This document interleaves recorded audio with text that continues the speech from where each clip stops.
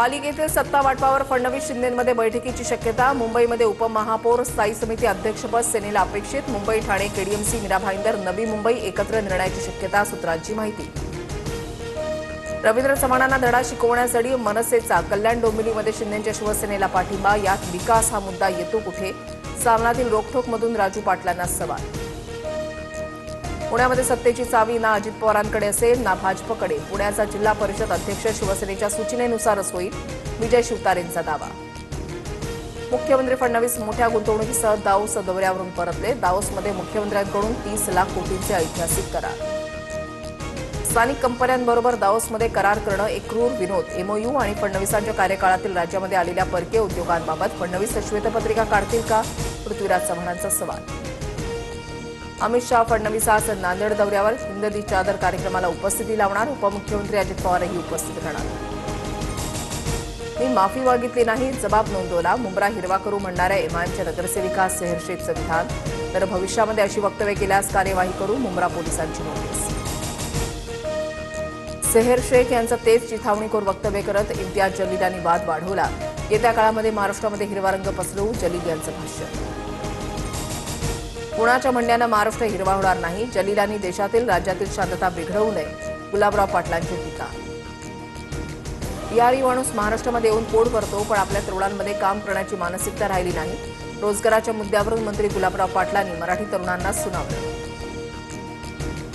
इतक्या वर्षांपासून मराठी माणसाच्या जीवावर निवडून येत आहे। सत्तेच्या लाचारीसाठी मराठी माणसाला दुय्यम समजू नका, मनसेच्या अविनाश अभ्यंकरांचा गुलाबराव पाटलांवर पलटवार।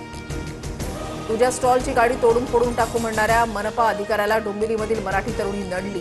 महाराष्ट्र आमचा, पहिला हक्क आमचा, एकता सावंतनं सुनावलं। मुंबईच्या नवीन महापौरांची निवड फेब्रुवारी महिन्यामध्ये होणार। भाजप शिंदेकडून अद्याप नगरसेवकांची गटनोंदणी नसल्यानं निर्णय लांबणीवर। महायुतीचा जिल्हा परिषद निवडणुकीतही बिनविरोध पॅटर्न जोरात। सिंधुदुर्ग जिल्हा परिषदेमध्ये 5 तर कणकवली आणि वैभववाडी तालुका पंचायत समितीमध्ये 6 उमेदवार बिनविरोध विजयी। मुंबईतील मालाड रेल्वे स्थानकावर महाविद्यालयीन प्राध्यापकाची हत्या, आरोपीला अटक। मालाड स्थानकावर काही कारणावरून आधी वाद झाला होता, नंतर आरोपीनं प्राध्यापकावर चाकूनं वार करून पळ काढला। नवी मुंबई पालिका आयुक्तांची 3 अधिकाऱ्यांना कारणे दाखवा नोटीस। नियमांचं उल्लंघन करणाऱ्यांना बांधकाम थांबवण्याचे निर्देश।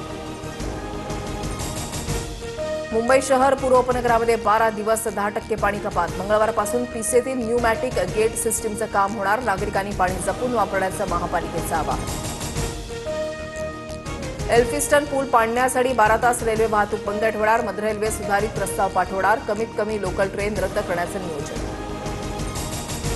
5 वेळा ट्रॅफिक नियम मोडल्यास 3 महिन्यांसाठी लायसन्स रद्द होणार। दुचाकी किंवा 4 चाकी वाहन चालवताना काळजी घेणं आवश्यक। भारतावरील 25% टॅरिफ मागे घेण्याचा अमेरिकेचे संकेत। भारतानं रशियाकडून तेल आयात कमी केल्यानं अमेरिकेचा सकारात्मक निकाल। अमेरिकेच्या अर्थसचिवांचं विधान। हिमाचलमध्ये जोरदार बर्फवृष्टी, 680हून अधिक रस्ते बंद। मनालीजवळ 100हून अधिक गाड्या बर्फामध्ये अडकल्या। जम्मू काश्मीरच्या अनेक भागांमध्येही बर्फवृष्टी सुरू। अफगाणिस्तानमध्ये मुसळधार पाऊस, बर्फवृष्टी आणि पुरामुळे गंभीर परिस्थिती। 3 दिवसांमध्ये 360हून अधिक कुटुंबांना फटका। 61 पेक्षा जास्त लोकांचा मृत्यू तर 110हून अधिक जण जखमी।